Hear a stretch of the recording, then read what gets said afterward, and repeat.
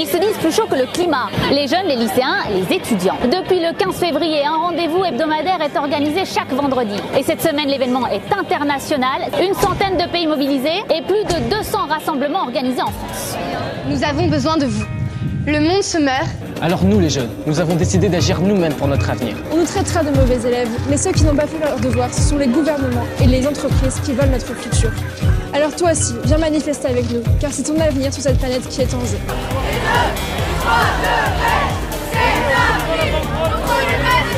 C'est la planète que l'on va sauver. Il faut faire quelque chose parce que on est quand même en train de bien la pourrir la planète et ce serait dommage qu'on meure tous à cause de ça. La planète, s'il n'y en a pas, il n'y en a pas une deuxième. On a un peu tous marre que l'État et les gens qui dirigent le monde ne fassent rien. Notre jeunesse nous dit simplement une chose, vous n'allez pas assez vite. Alors je veux ici, cet après-midi solennellement à Nairobi, remercier cette jeunesse partout dans le monde. Elle a raison de nous dire cela. Elle a raison de s'impatienter. Parce que nous n'avons que trop tardé. Réponse d'Emmanuel Macron depuis le Kenya. Réponse également du gouvernement. En même temps que les jeunes manifestent pour le climat, l'exécutif leur demande de rester en classe. Des débats autour de l'environnement sont organisés dans tous les lycées.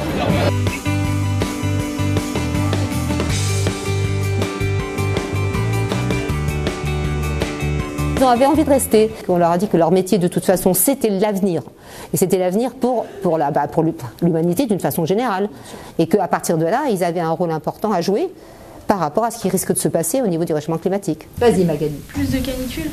Alors plus de canicules. Et donc, à partir de là, comment vous allez devoir pouvoir agir ou pouvoir interagir avec les gens et avec l'environnement? Plus de murs végétalisés. Pour la première fois, on en parle au sein du lycée.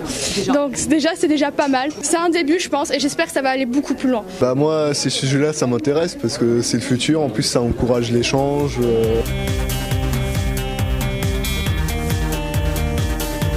À l'origine du mouvement, Greta Thunberg, une Suédoise de 16 ans qui s'est mise à manifester dès l'été dernier toutes les semaines devant le Parlement de Stockholm avant de créer le mouvement Fridays for Future.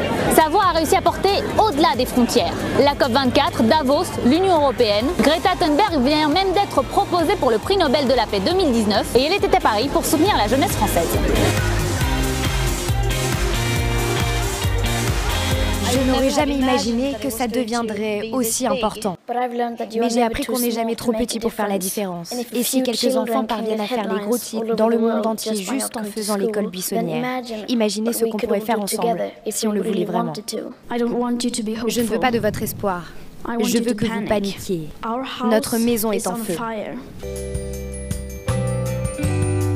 Le mouvement prend de l'ampleur. Pour cette grève internationale, ils sont des centaines de milliers à avoir répondu présent à travers toute la planète. Je vous propose un petit tour du monde.